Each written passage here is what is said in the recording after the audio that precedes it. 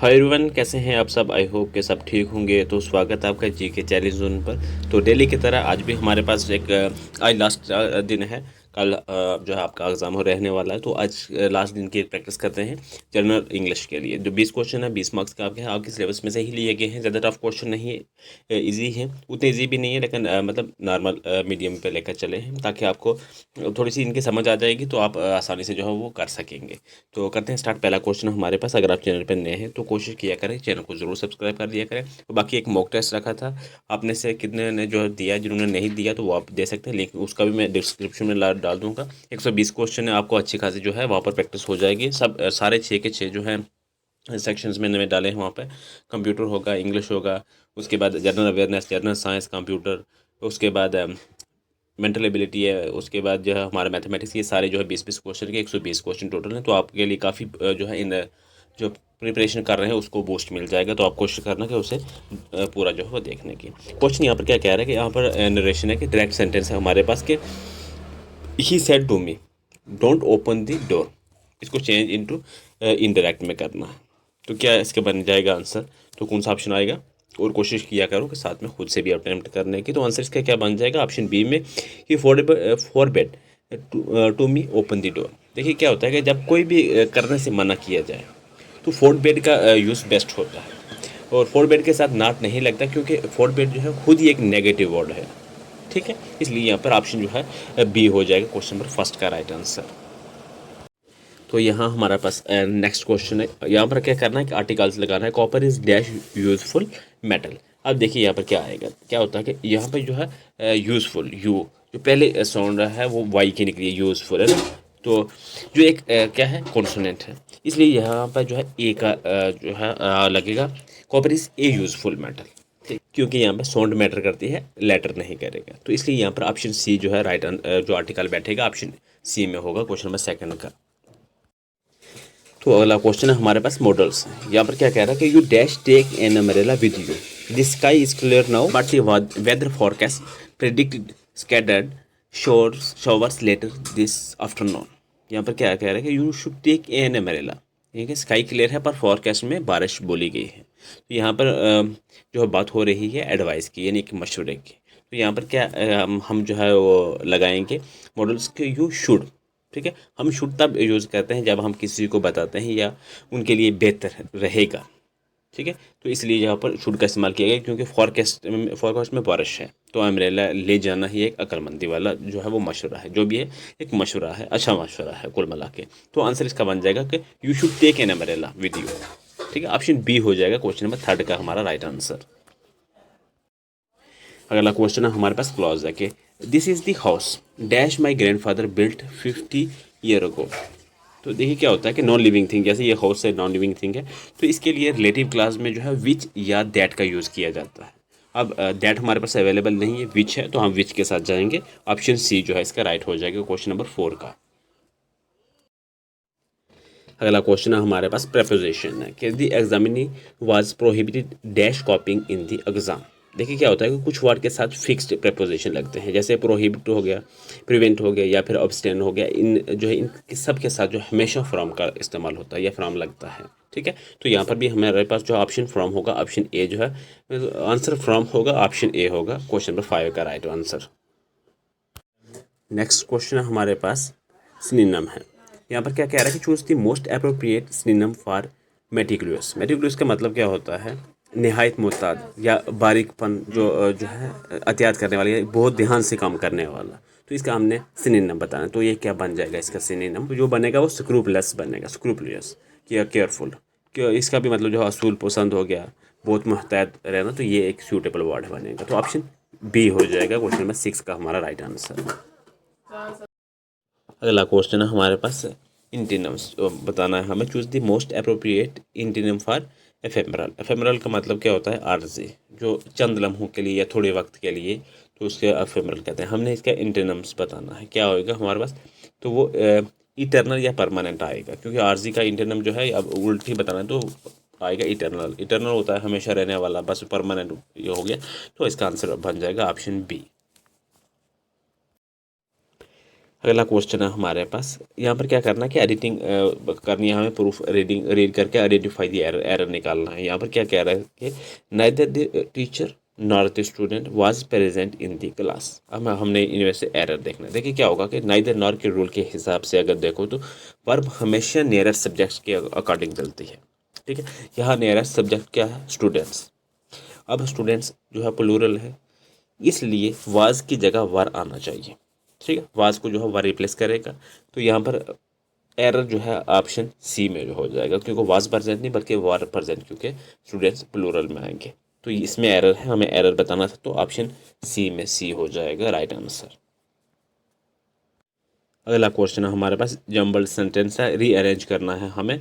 PQRS code है, हमने rearrange करके नीचे कोडिंग में आंसर करना है। देखिए क्या हो क्या बनेगा। यहाँ पर पहले आएगा द अमेजोन फॉरेस्ट। ठीक है, the Amazon forest is often called the lungs of the world. ठीक है, the Amazon forest is often called the lungs of the world.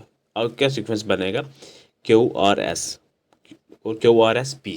ठीक है, ऑप्शन सी हो जाएगा क्वेश्चन नंबर 9 का हमारा राइट आंसर। नेक्स्ट क्वेश्चन है हमारे पास, इडियम्स एंड फ्रेज। यहाँ पर क्या कह रहा है कि what does the turn over a new leaf means.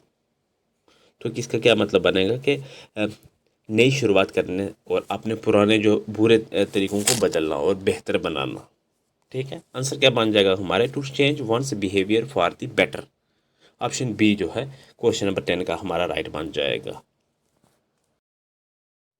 तो अगला क्वेश्चन है हमारे पास कि identify the function of the underline class. यहाँ पर क्या अंडरलाइन क्लास किया है कि whether we should start the project now और wait for the funding remains the primary concern of the board.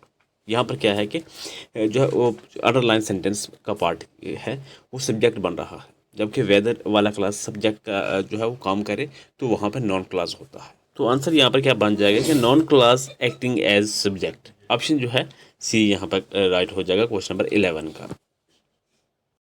तो अगला क्वेश्चन है हमारे पास कि prepositions। ठीक है, क्वेश्चन नंबर 12 है हमारे पास कि fill in the blank with the most appropriate pair. यहाँ पर क्या आपने करना है, दो डैश हैं उनमें आपने एक मीनिंगफुल जो है डालना है पेयर। क्या होगा कि the candidate was dash a loss to explain why his performance was not dash par with his previous records. देखिए क्या होता है कि ये फिक्स इडियम्स है। ठीक है, यहाँ पर क्या होगा कि जो एट ए लॉस। ठीक है, the candidate was at a loss, at यहाँ पर आएगा। ठीक है, उसके बाद क्या होगा कि इनके परेशान या कंफ्यूज होने पर जो है ये फिक्स जो है ईडीएम है। उसके बाद ऑन पर विद, ऑन आएगा, वाज नॉट ऑन पर विद। ठीक है, ये जो है आंसर इसका बन जाएगा जो ऑप्शन डी।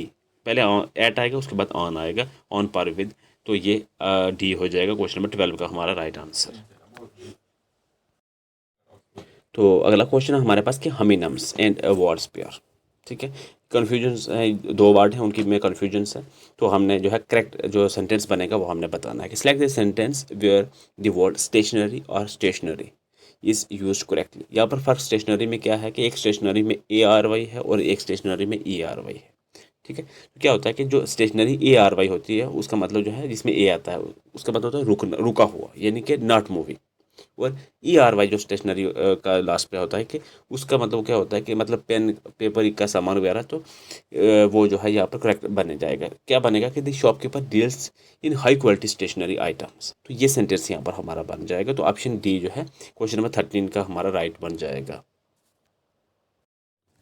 अगला क्वेश्चन है हमारे पास सिनोनिम और एंटोनिम्स है हमारे पास, कॉन्टेक्स्ट बेस्ड क्वेश्चन है। ठीक है, find the antonym of the underline word based on its usage.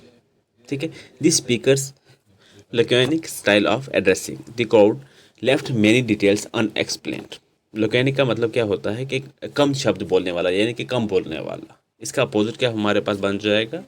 Verbose. Verbose का क्या होता है, उसका मतलब क्या बनता है कि बहुत ज़्यादा शब्दों का इस्तेमाल करने वाला या बहुत ज़्यादा बोलने वाला। ठीक है, इसका अपोजिट यही बनेगा। तो ऑप्शन बी हो जाएगा क्वेश्चन नंबर 14 का हमारा राइट आंसर। नेक्स्ट क्वेश्चन है हमारे पास, क्वेश्चन नंबर 15 है, choose the sentence that correctly use the idiom to take the bull by the horns.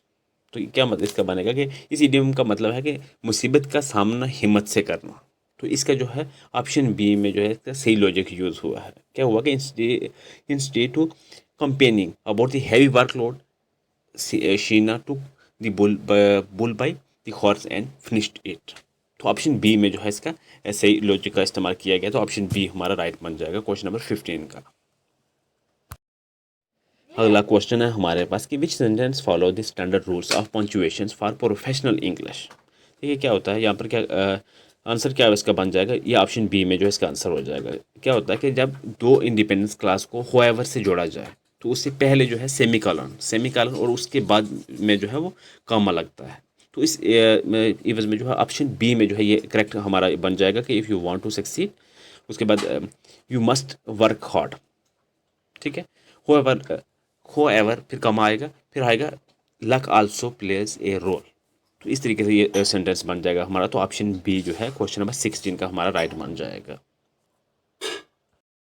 Next question है हमारे पास के fill in the blank with the correct combination.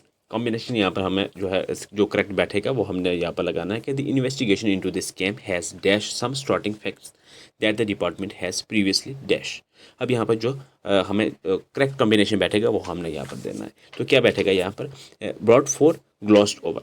अब brought fourth का मतलब क्या होता है कि चीज़ें सामने लाना, रिवील करना। ठीक है, और ग्लॉस्ड ओवर का मतलब होता है किसी गलती से या सच्चाई को इग्नोर करना, या गलती को इग्नोर करना, या सच्चाई को इग्नोर करना, या फिर जो है हल्का किसी चीज़ को लेना। ठीक है, तो ये हमारा जो है ऑप्शन डी जो है सेट कॉम्बिनेशन बनेगा। तो क्वेश्चन नंबर 17 का ऑप्शन डी राइट हो जाएगा।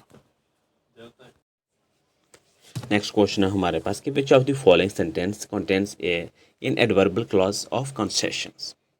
तो इनमें से कौन सा होगा, तो ऑप्शन बी में हो जाएगा कि although the weather was treacherous the rescue team reach the peak. Option B हो जाएगा क्वेश्चन नंबर 18 का हमारा राइट आंसर।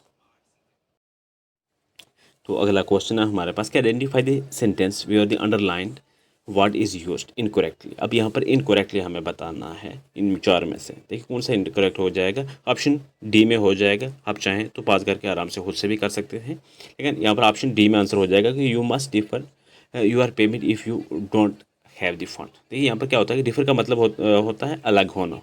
तो यहाँ पेमेंट को अलग मतलब आगे बढ़ाना, यानी पोस्टपोन की बात हो रही है। तो जिसके लिए जो सही वर्ड है वो डिफर होना चाहिए था, इसलिए ये गलत हमारा है। तो ऑप्शन डी हो जाएगा क्वेश्चन नंबर 19 का राइट आंसर।